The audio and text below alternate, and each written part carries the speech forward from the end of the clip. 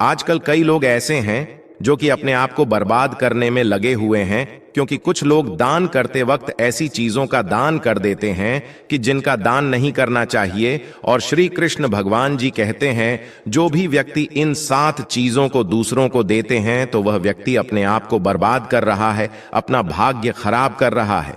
अगर आप भी इन 7 चीजों में से किसी दूसरे की भलाई के लिए उसे दे रहे हो तो समझ लो आप अपनी जिंदगी को बर्बाद कर रहे हो। आजकल दोस्तों कौन नहीं जानता, बाघ बताए गए उपाय कई लोग अपने घर में 100% विश्वास के साथ उनके बताए गए रास्ते पर चलते हैं और घर की दिशा और दशा दोनों ही बदल देते हैं। आजकल इंसान ही अपने पैरों पर कुल्हाड़ी मारने लगा है, अर्थात कहने का मतलब यह है कि खुद ही गलती करता है, फिर कहता है, हे भगवान तुमने मेरे साथ ऐसा क्यों किया। ऊपर से भगवान को दोष देने लगता है। और आप भी यह गलती अपने घर में कर रहे होंगे। कभी आपके घर में नेगेटिव ऊर्जा का आना शुरू हो गया होगा, और जब हम इस तरह के काम करते हैं घर में तो घर की दशा और दिशा दोनों ही बिगड़ जाती है। दोस्तों भूल कर भी इन 7 चीजों को किसी को भी ना दें, नहीं तो आपको सड़क पर आने में कुछ वक्त लगेगा। भगवान श्री कृष्ण के अनुसार मनुष्य को अपने घर की चीजें भूल से भी दूसरों को कभी उधार में अथवा भेंट में नहीं देनी चाहिए। इन चीजों के साथ ही घर से लक्ष्मी भी चली जाती है। हमें बचपन से ही सिखाया जाता है कि दूसरों की मदद करने से, दूसरों को दान देने से मनुष्य को पुण्य मिलता है। भगवान श्री कृष्ण के अनुसार जो मनुष्य अच्छे कर्म करते हैं उन्हें उसका अच्छा फल ही मिलता है। परंतु कुछ चीजें ऐसी होती हैं जो आपको भूल से भी दूसरों को नहीं देनी चाहिए, क्योंकि ये चीजें अगर आप दूसरों को देते हैं तो इन चीजों के साथ आपके घर की सुख समृद्धि भी चली जाती है, क्योंकि इन्हीं चीजों के साथ आपके घर की शांति सुख समृद्ध जुड़ी हुई होती है। अगर ये चीजें आप दूसरों को दे देते हैं तो आपको दरिद्रता का सामना करना पड़ सकता है। कई लोग कहते हैं ये हमारा घर वास्तुशास्त्र के अनुसार चलना चाहिए। अगर जो व्यक्ति वास्तुशास्त्र के अनुसार नहीं चलता है तो उसके घर में बर्बादी के लक्षण दिखने लग जाते हैं। आपको बर्बाद नहीं होना है, आपके घर को बचाना है। आपके घर में रहने वाले हर सदस्य ठीक रहे।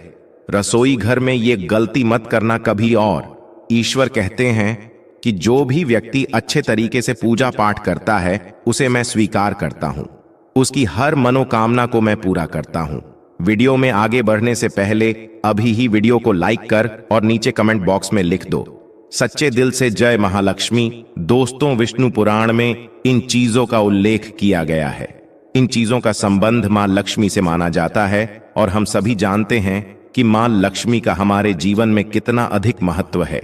जिसे घर पर मां लक्ष्मी की कृपा होती है वहां पर सदैव धन, वैभव, सुख, शांति का आगमन होता है।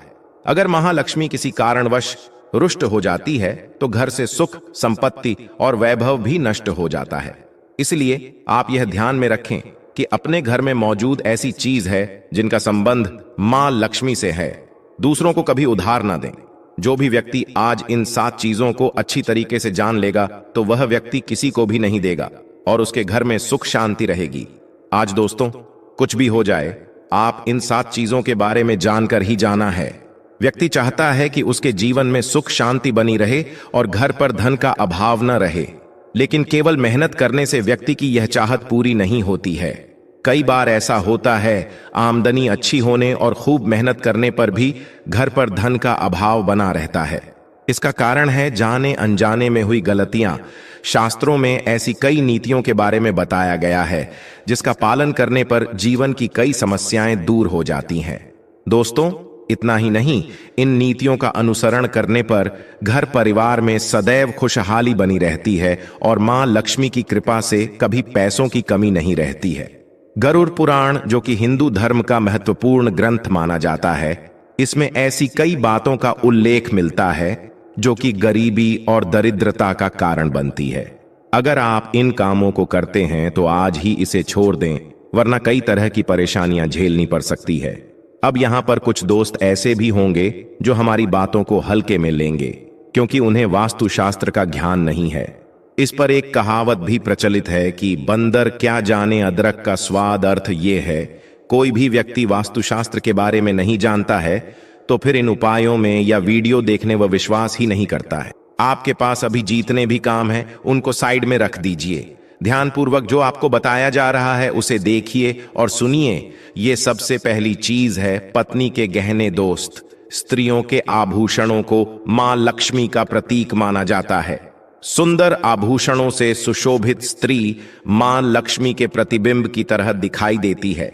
इसलिए जब भी हम गहने खरीदते हैं तो सबसे पहले मां लक्ष्मी के सामने रखकर उनकी पूजा करते हैं और इसके बाद ही उन्हें पहनते हैं।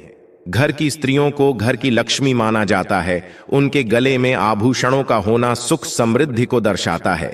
इसलिए अपने पत्नी के गहने कभी किसी को उधार में या दान में या दूसरों को इस्तेमाल के लिए कभी देने नहीं चाहिए। खासकर सुहागिन महिलाएं अपना मंगलसूत्र, पायल और बिछिया कभी किसी अन्य महिला को इस्तेमाल के लिए ना दें। इससे घर की बरकत और भाग्य भी उन गहनों के साथ चला जाता है और माता लक्ष्मी अत्यंत रुष्ट हो जाती है। इसलिए अपने घर में सुख समृद्धि बनाए रखने के लिए इन गहनों को दूसरों को इस्तेमाल करने के लिए ना दें। दोस्तों, कई महिलाएं तो ऐसी भी होती हैं जो कि अपने गहने पसंद नहीं आती हैं और दूसरी महिला के गहने की शैली और बनावट पसंद आती है, जिसके कारण महिलाएं अपने गहने पहनने के लिए एक दूसरे से बदलाव कर लेते हैं। परंतु दोस्तों, ऐसा करना मतलब है कि आप अपने से मां लक्ष्मी जी को रूठ कर रहे हो और घर से बाहर भेजने की तैयारी कर रहे हो, क्योंकि आभूषण या गहने महालक्ष्मी जी का प्रतीक होता है और आपके अपने गहने ही आपको पहनने चाहिए। किसी को भी दूसरे के गहने नहीं पहनने चाहिए। दूसरी चीज है जादू। दोस्तों, जादू जो सफाई के लिए काम आता है, हमारे घर से नकारात्मक ऊर्जा को दूर करता है, उसे मां लक्ष्मी का प्रतीक माना जाता है। ऐसा माना जाता है कि झाड़ू में मां लक्ष्मी का निवास होता है। इसलिए अपने घर की झाड़ू कभी किसी को उधार में या उपयोग के लिए ना दे। अगर झाड़ू खराब हुई है तो उसे किसी प्रवाहित जल में बहा दें, लेकिन उसे किसी को उधार में ना दे या कचरे में ना फेंके, क्योंकि अगर आपके घर की झाड़ू कोई दूसरा उपयोग करता है तो इसका असर आपके घर की सुख शांति पर पड़ता है। इसके साथ यह भी बात ध्यान में रखें कि दूसरों के घर की झाड़ू का अपने घर में कभी प्रयोग ना करें, क्योंकि ऐसा करने से उनके घर की नकारात्मक ऊर्जा आपके घर में आ सकती है। आपको हमेशा झाड़ू को छिपाकर रखना चाहिए। इसे ऐसी जगह रखें जिससे बाहर से आने वाले व्यक्ति की नजर इस पर ना पड़े। यदि आप झाड़ू को खुली जगह पर रखते हैं तो घर में वास्तु दोष लग सकता है। इसके साथ ही आपको टूटी हुई झाड़ू को भी घर से तुरंत बाहर निकाल देना चाहिए। लेकिन आपको इस बात का ध्यान भी रखना चाहिए कि कभी भी झाड़ू को बिस्तर के नीचे नहीं रखना चाहिए और इसे किचन में भी नहीं रखना चाहिए। इससे आपके परिवार के लोगों के बीच लड़ाई झगड़े बढ़ सकते हैं। आपको इस बात का ध्यान रखना चाहिए कि झाड़ू पर कभी पैर नहीं लगाने चाहिए। यदि आप झाड़ू को पैर लगाते हैं तो यह माता लक्ष्मी का अपमान करने के समान होता है। झाड़ू को पैर लगाने से घर में वास्तु दोष हो सकता है और आपको आर्थिक हानि भी हो सकती है। अगर आप घर में झाड़ू रखती है तो इसे रखने के सही वास्तु नियमों के बारे में जरूर जान लेना चाहिए, जिससे आपकी आर्थिक स्थिति अच्छी बनी रहे और घर में खुशहाली आई। कभी भी आपको घर के किसी भी व्यक्ति के घर से बाहर निकलते ही आपको झाड़ू का इस्तेमाल नहीं करना चाहिए। इससे बाहर जाने वाले व्यक्ति को अपने कार्यों में सफलता नहीं मिलती है। दोस्तों, यही नहीं, यदि आपके घर में नई बहू का आगमन हो या बेटियां घर से ससुराल जा रही हूं, तब भी आपकी तुरंत झाड़ू नहीं लगानी चाहिए। मान्यता है कि ऐसा करने से आपके घर की लक्ष्मी रूठ सकती है और आपको धन हानि हो सकती है। तीसरी चीज, सूरज डूबने के पश्चात दूध, दही, चावल, नारियल, आटा ऐसी सफेद चीजों का दान करना या दूसरों को उधार में देना अशुभ माना जाता है। ऐसा माना जाता है कि सफेद चीजों से बुरी नजर जल्दी लग जाती है। इसलिए सूरज अस्त होने के पश्चात अपने घर की वस्तुएं दूसरों को नहीं देनी चाहिए। इन चीजों को दान करने से आपके घर की सकारात्मक ऊर्जा कम हो सकती है। अगर आप किसी को देना ही चाहते हैं, उन्हें बाजार से खरीद कर दे सकते हैं, परंतु अपने रसोई घर से उठाकर भूल से भी दूसरों को ना दें। खासकर नमक तो भूल से भी नहीं देना चाहिए। चौथी बात दोस्तों, मां लक्ष्मी धन की देवी है।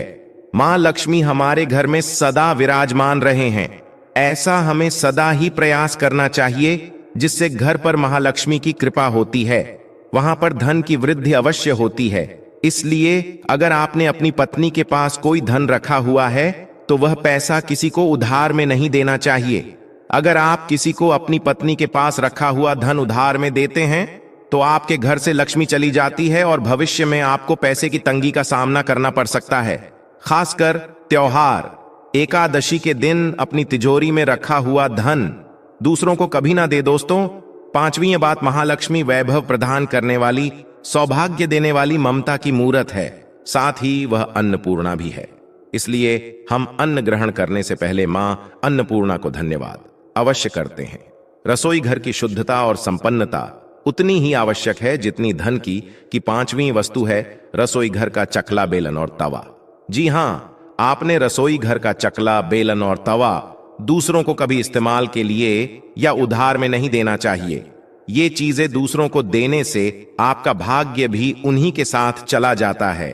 मां लक्ष्मी को अत्यंत प्रिय है, इसलिए ऐसा कभी ना करें। अपने घर का चकला, बेलन या तवा दूसरों के उपयोग के लिए कभी ना दे, नहीं तो आपके घर में दुर्भाग्य का वास हो सकता है। दोस्तों, छठवीं चीज है नुकीली वस्तु जैसी चाकू, कैंची तथा तलवार आदि भी कभी दान में नहीं देना चाहिए। ज्योतिष विद्या में ऐसा करना नुकसानदायक बताया गया है। माना जाता है कि नुकीली वस्तुओं का दान करने से परिवार की सुख शांति भंग होती है। इसके अलावा घर के सदस्यों के बीच तनाव बढ़ने के साथ और रिश्ते खराब होने की भी आशंका रहती है। कई बार लोग अन्य चीजों के साथ स्टील के बर्तन भी दान में देते हैं, लेकिन ज्योतिष शास्त्र के अनुसार स्टील के बर्तनों का दान करना हमारे घर के लिए अशुभ हो सकता है। धार्मिक मान्यताओं के अनुसार स्टील के बर्तन दान करने से परिवार की सुख शांति भंग होती है और झगड़े आते हैं। इसकी वजह से घर में आर्थिक तंगी बनी रहती है, इसलिए स्टील के बर्तन दान करने से बचना चाहिए। अगर आप भी स्टील का बर्तन दान करते हैं तो आगे से ना करें। कभी भी प्लास्टिक से बनी चीजों का दान नहीं करना चाहिए। सूर्यास्त के बाद प्याज और लहसुन दान नहीं करना चाहिए। दोस्तों, सातवीं चीज है फटे हुए ग्रंथ और किताबें। माना जाता है कि कभी भी फटे हुए ग्रंथ और किताबों का दान नहीं करना चाहिए।